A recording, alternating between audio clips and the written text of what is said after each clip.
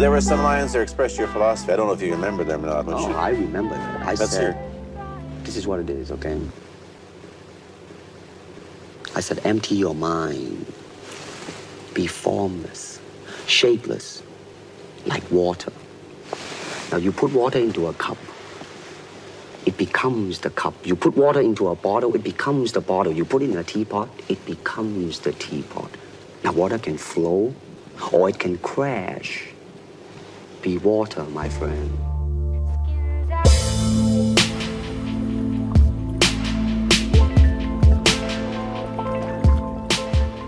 This is Mike. I am out at the Four River Sanctuary taking my dog Rufio on a little night walk, and I wanted to come out and shoot a little video for my Wild Child project, basically trying to introduce, distracted by my dog over here. I don't know if you can see him. I wanted to do a little demonstration out here by the water. I think I basically got this metaphor from some of the Tom Brown Jr. books, and it's basically the idea that when you're in the natural world, silence is the norm. And of course there's all kinds of noises going on in nature, but the animal life isn't going out of its way to unnecessarily project noise and movement without knowing that it's a risk. You know, birds sing and display their colors, and all the animals do that kind of thing. But they know it's a risk, and when they're just kind of in regular survival mode, they move through the landscape pretty quietly, and they're pretty aware of other noises and disturbances, movement, sound, whatever. So the metaphor is basically looking at all of those things as ripples, just like with water. So I wanted to do this very simple demo as an idea for instructors out there and just regular people watching. It helps absorb the metaphor. I'm gonna slip down towards the water here. I think you'll be able to see right below me. I know you don't have a lot of vision.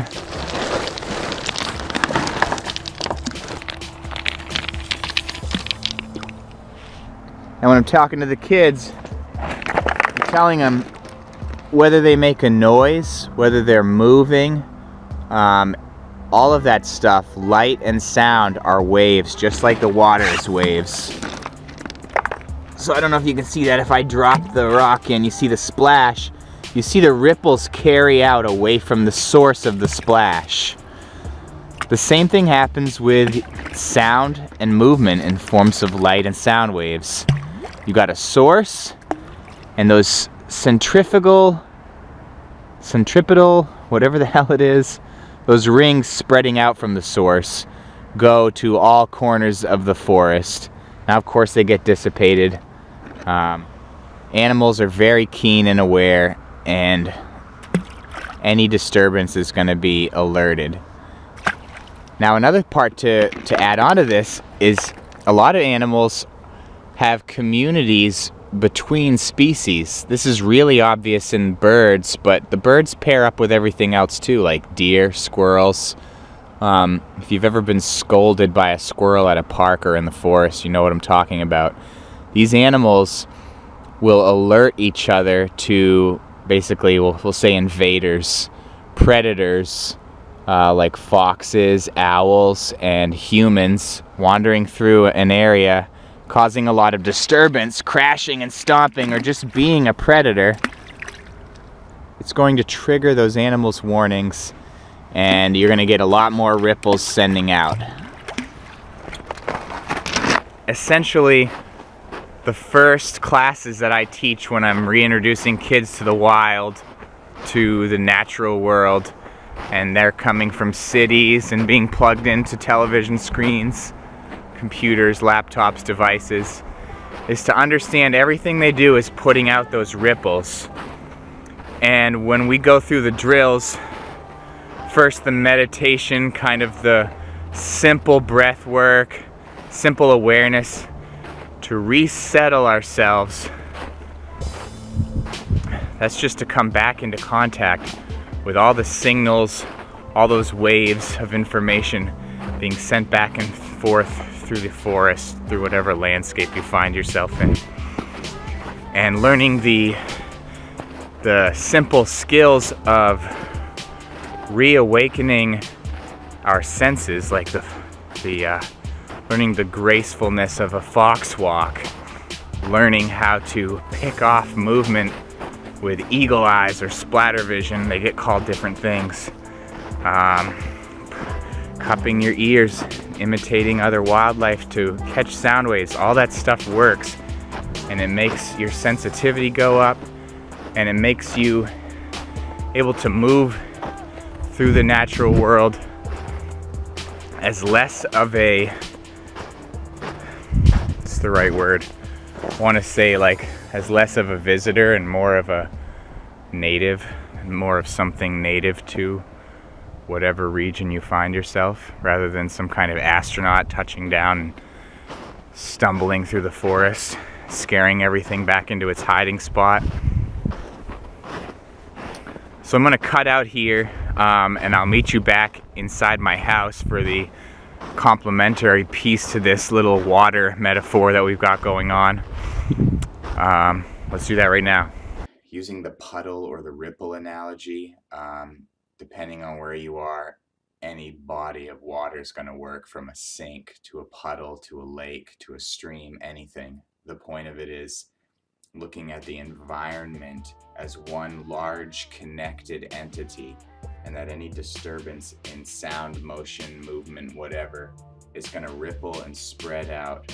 And this jar of water represents you. This represents the student, or any of us. And I think the first time I heard something like this was from Thich Nhat Hanh, the Vietnamese Zen Buddhist monk. Basically, going into a class, I need to take kids' minds that are really hyped up, they're attenuated on stuff, they're spiked. I want to try to bring them down, bring them back into their senses, and I need their nervous systems to be in a nice calm place. And this water analogy is the metaphor that Thich Nhat Hanh uses to understand humans and the effect that meditation has on us. Got my grains, I got the water here. When I put grains into the water, this is like thoughts, this is like feelings and experiences. They're all contained within the vessel. Now, the vessel is ultimately clear and still, but our society, our own minds, the culture, the daily experiences we go through, all of it gets things moving. It gets the mind going. In the West, the modern West, we tend to be stuck up here in the front of our brains, always conceptualizing, caught up in your own story. Water.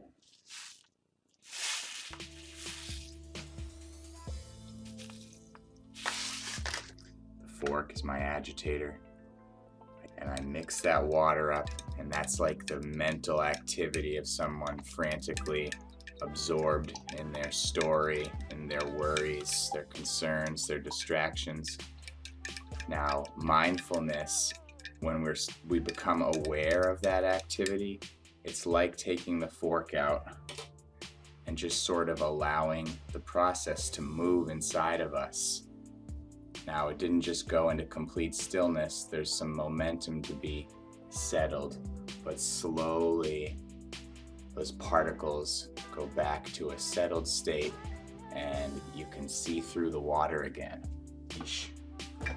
That's the point of the Thich Nhat Hanh analogy. The water is essentially clear, but can be very easily agitated and, what the hell's the word? This is the act of engagement and the disturbing of the clarity. It's foggy, you're not seeing through the water clearly anymore. Mindfulness is introduced. We don't judge or try to force anything with mindfulness. We're just watching, and that act of watching allows the natural settling of the particles. And in a very similar way, the settling of our nervous systems.